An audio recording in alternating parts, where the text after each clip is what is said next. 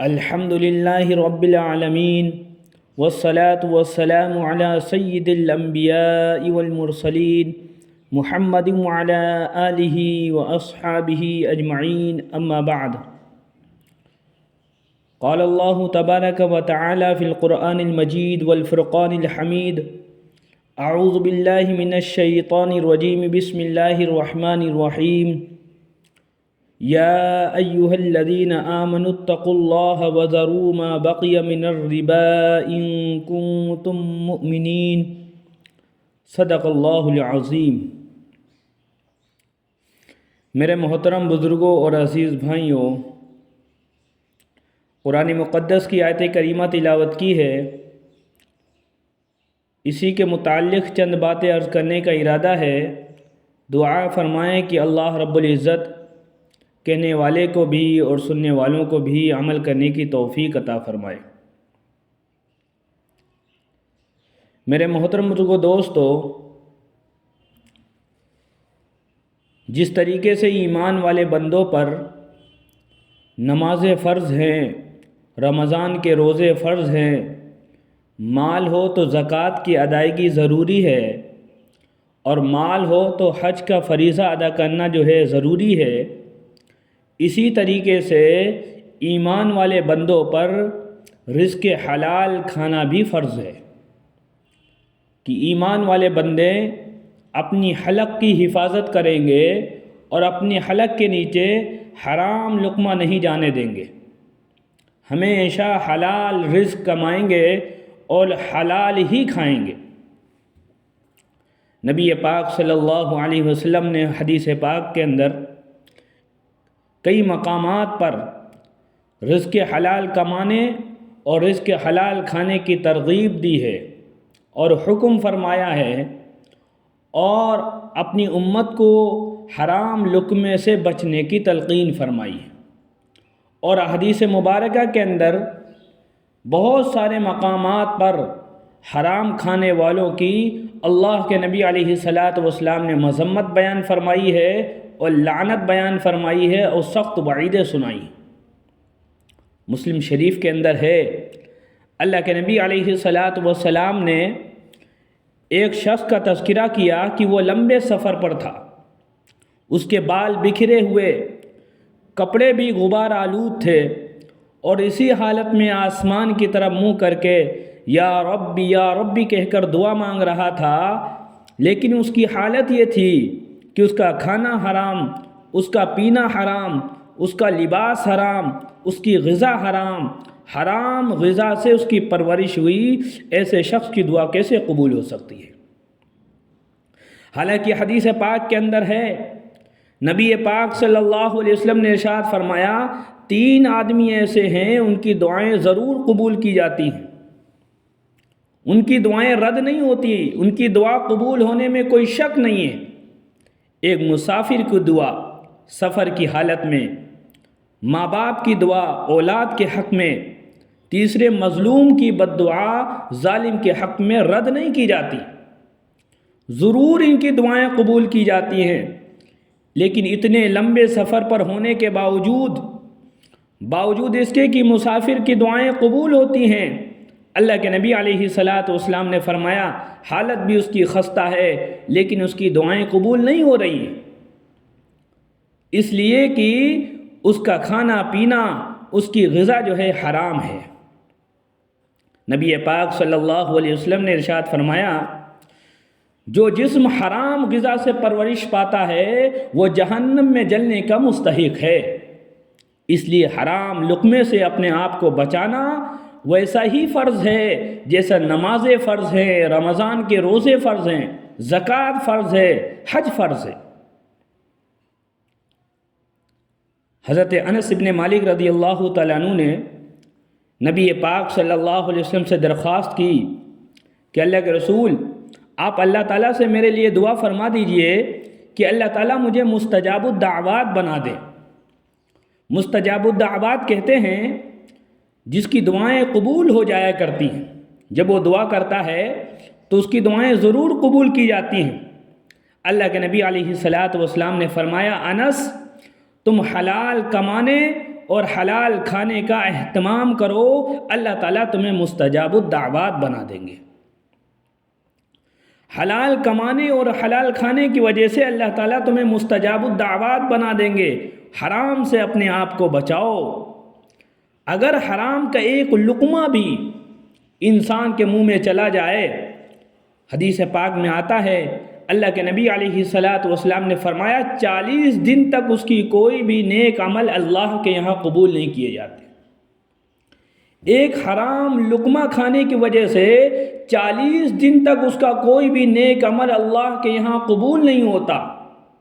نمازیں قبول نہیں، روزے قبول نہیں، صدقہ اور خیرات قبول نہیں، اور دوسری عبادتیں بھی قبول نہیں، دعائیں تک قبول نہیں۔ اندازہ لگائیں، ایک لقمہ حرام کھانے کی وجہ سے یہ نحوست ہے کہ 40 دن تک اس کا کوئی نیک عمل اللہ کے یہاں قبول نہیں ہوتا، تو اس کا اندازہ لگائیے جس کا کھانا اور پینا، جس کا کمانا، جس کی غذا حرام ہو، کتنا زیادہ وبال کا شکار ہوگا، اللہ تعالی یہاں کتنی اس کی پکڑ ہوگی اور کتنا سخت عذاب کے اندر مبتلا کیا جائے گا۔ کتابوں میں لکھا ہے اللہ کے نبی علیہ الصلاۃ والسلام نے ارشاد فرمایا، شب معراج پر میں نے کچھ لوگوں کو دیکھا کہ ان کے پیٹ کمروں کے برابر بڑے بڑے پیٹ تھے، ان کے جسے کمرے ہوتے ہیں، لوگ رہتے ہیں جس میں، اور ان کے پیٹ کے اندر سانپ بھرے ہوئے تھے، اور باہر سے ان کے پیٹ کے اندر جو سانپ تھے نظر آ رہے تھے۔ میں نے جبرائیل امین سے پوچھا، جبرائیل یہ کون لوگ ہیں؟ فرمایا اللہ کے رسول، یہ سود خور لوگ ہیں جو دنیا میں سود کھایا کرتے تھے، بیاج کھایا کرتے تھے۔ قیامت میں اس حالت میں وہ ہوں گے کہ ان کے پیٹ میں سانپ بھرے ہوئے ہوں گے۔ ایک مرتبہ نبی پاک صلی اللہ علیہ وسلم نے عرض کیا، اللہ تعالیٰ کے دربار میں ایک بندہ آئے گا اور اس کے پاس اتنی زیادہ نیکیاں ہوں گی، نیکیوں کا ذخیرہ لے کر کے آئے گا جیسے تہامہ پہاڑ ہوتا ہے۔ تہامہ ایک پہاڑ ہے، فرمایا تہامہ پہاڑ کے برابر اس کی نیکیاں ہوں گی، لیکن جب اللہ تعالیٰ کے دربار میں حاضر ہوگا تو اللہ تعالیٰ اس کی تمام نیکیوں کو ختم کر دیں گے، اس کی نیکیاں کچھ شمار ہی نہیں کی جائیں گی، اور اس کو دوزخ میں اٹھا کر کے ڈال دیا جائے گا۔ صحابہ نے پوچھا اللہ کے رسول ایسا اس کے ساتھ کیوں ہوگا؟ نبی پاک صلی اللہ علیہ وسلم نے ارشاد فرمایا، یہ لوگ وہ ہوں گے جو دنیا میں نمازیں بھی پڑھا کرتے تھے، روزے بھی رکھا کرتے تھے، زکوٰۃ بھی دیا کرتے تھے، حج بھی کرتے تھے، لیکن اس کے باوجود ان کو جہنم میں ڈال دیا جائے گا، اس وجہ سے کہ نیک اعمال تو کرتے تھے، لیکن جب بھی ان کے سامنے حرام مال پیش کیا جاتا تھا تو اس کے اوپر بھی ٹوٹ پڑتے تھے، اس کو بھی استعمال کر لیتے تھے، اور بالکل بھی اس کی پرواہ نہیں کرتے تھے۔ اس لیے قرآن پاک کے اندر اللہ رب العزت نے ارشاد فرمایا ہے، یا ایھا الذین آمنوا اتقوا اللہ، ایمان والو اللہ سے ڈرو، وذروا ما بقی من الربا ان کنتم مؤمنین، اور سود کا، بیاج کا جو بقایا رہ گیا ہے اس کو بھی چھوڑ دو اگر سچ مچ تم اللہ رب العزت کی بات ماننے والے ہو۔ سود حرام ہے، بیاج حرام ہے، اور کھانے والے پر اور سود کا معاملہ کرنے والے پر حدیث پاک میں بھی اور قرآن پاک کے اندر اللہ رب العزت نے سخت ناراضگی کا اظہار فرمایا۔ فرمایا اگر سود اور بیاج کو نہیں چھوڑو گے فَأْذَنُوا بِحَرْبٍ مِّنَ اللَّهِ وَرَسُولِهِ، تو اللہ اس کے رسول سے جنگ کرنے کے لیے تیار ہو جاؤ۔ اور جو سود کا مال کھاتے ہیں، حرام مال کھاتے ہیں، قرآن پاک نے فرمایا لا يقومون الا كما يقوم الذي يتخبطه الشيطان من المس، کل آخرت میں اپنی قبروں سے ایسے اٹھیں گے گویا کہ شیطان نے ان کو چھو کر کے ان کو پاگل بنا دیا ہے، پاگل ہو جائیں گے وہ۔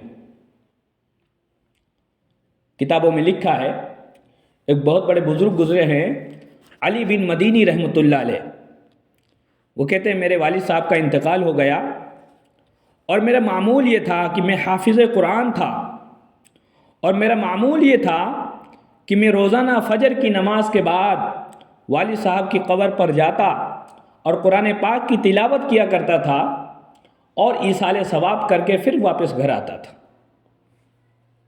کہتے ہیں ایک مرتبہ رمضان المبارک کا مہینہ تھا، رمضان المبارک کی 27ویں شب تھی، میں نے سحری ادا کی اور فجر کی نماز پڑھنے کے بعد اپنے معمول کے مطابق والد صاحب کی قبر پر جا کر تلاوت شروع کی۔ اچانک برابر والی قبر سے مجھے بڑی ہولناک اور ڈراؤنی آواز سنائی دی، چیخنے اور چلانے کی آواز سن کر کے میں ڈر گیا، پڑھنا بھول گیا کہ اتنی خوفناک آواز اس سے پہلے میں نے کبھی سنی نہیں تھی، اور اس آواز کی طرف کان لگائے تو پتہ چلا کہ پاس والی قبر سے وہ چیخنے اور چلانے کی آواز آ رہی ہے۔ میں اسی کی طرف دھیان کر کے بیٹھ گیا۔ جیسے جیسے صبح ہوتی گئی، روشنی بڑھتی گئی تو وہ آواز آہستہ آہستہ ہلکی پڑتی گئی، دھیمی ہوتی رہی، یہاں تک کہ جب صبح ہو گئی اور روشنی ہر طرف پھیل گئی تو وہ آواز بالکل آنا بند ہو گئی۔ جب لوگ آنے جانے لگے تو میں نے لوگوں سے پوچھا کہ یہ قبر کس کی ہے، تو مجھے جس شخص کا نام بتلایا گیا میں اس کو جانتا تھا، بڑا ہی نیک اور پرہیزگار آدمی تھا۔ پہلی صف میں تکبیر اولیٰ کے ساتھ نماز پڑھنے والا بندہ، چاشت و اشراق اور اوابین کا اہتمام کرنے والا بندہ، جب بھی وہ کسی سے ملتا تھا تو اچھے اخلاق کے ساتھ ملتا تھا۔ مجھے تعجب ہوا، اتنا نیک بندہ ہے کہ میں خود جانتا ہوں اس کی نمازیں کبھی قضا نہیں ہوتی تھی، نوافل کبھی نہیں چھوڑتا تھا، صدقہ و خیرات خوب کیا کرتا تھا اور روزے بھی خوب رکھا کرتا تھا، اچھے اخلاق کے ساتھ لوگوں کے ساتھ پیش آتا تھا۔ تو میں سوچنے لگا اتنا متقی اور پرہیزگار بندے کو قبر کے اندر عذاب کیسے ہو رہا ہے۔ پھر میں نے اس کے ہم عمر لوگوں سے ملاقات کی جو اس کی عمر کے لوگ تھے کہ میں نے فلاں بندے کے قبر سے عذاب کی آواز سنی ہے، آپ اس کے بارے میں کچھ بتلاؤ کہ اس کو عذاب کیوں ہو رہا ہے، حالانکہ وہ بڑا نیک و پرہیزگار آدمی ہے۔ تو اس کے ساتھیوں نے بتلایا کہ اس کی اولادیں نہیں تھیں، کاروباری آدمی تھا، تاجر آدمی تھا، دکاندار تھا، لیکن اولاد نہیں تھی، اس لیے اس کو ڈر تھا کہ اس کے بعد اس کا کاروبار سنبھالنے والا کوئی نہیں ہوگا، اور عمر بھی ہو گئی تھی، زیادہ چلا پھرا بھی نہیں جاتا تھا، کیا کرے؟ لوگوں نے اس کو مشورہ دیا اور خود اس نے سوچا، پورے کاروبار کو، دکان کو ختم کر کے سب کو بیچ دیا، سارا سامان بیچ کر کے جو پیسہ حاصل ہوا اس پیسے کو اس نے سود اور بیاج میں دینا شروع کر دیا۔ مہینے کی پہلی تاریخ پہ سود اور بیاج کی رقم ہوتی وہ آ جاتی، اس سے گزر بسر چلتا۔ چونکہ کاروبار ختم کر چکا تھا اور فری تھا، اس لیے مسجد میں رہتا تھا، 5 وقت کی نماز جماعت کے ساتھ تکبیر اولیٰ کے ساتھ پڑھتا، اشراق پڑھتا، چاشت پڑھتا، روزے رکھتا، اور ساری اچھائیاں اس کے اندر تھیں۔ بس چونکہ اپنے پورے مال کو سود اور بیاج کے اوپر لگا دیا تھا اور یہی اس کا کھانا اور پینا تھا۔ علی بن مدینی رحمۃ اللہ علیہ کہتے ہیں، مجھے تب پتہ چلا کہ اسی سود اور بیاج کی وجہ سے اس کو عذاب قبر ہو رہا ہے۔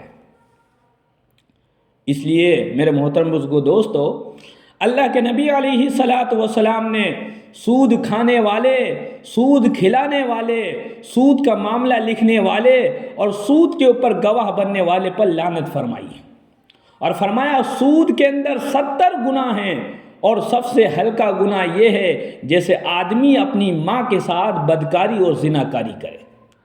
اس لیے شریعت نے ہمیں اس بات کا پابند بنایا ہے کہ ہم اپنے لقمے کو حلال کریں، حرام کوئی بھی لقمہ ہمارے حلق کے نیچے نہ اترنے پائے، یہ ہمارے اوپر ذمہ داری ہے۔ اگر حرام کھائیں گے تو دنیا بھی اور ہماری آخرت بھی تباہ و برباد ہو جائے گی۔ اللہ تعالی ہم سب کی حرام لقمے سے اور حرام کمائی سے حفاظت فرمائے، کہنے سننے زیادہ عمل کرنے کی توفیق عطا فرمائے۔ آمین۔ واخر دعوانا الحمدللہ رب العالمین۔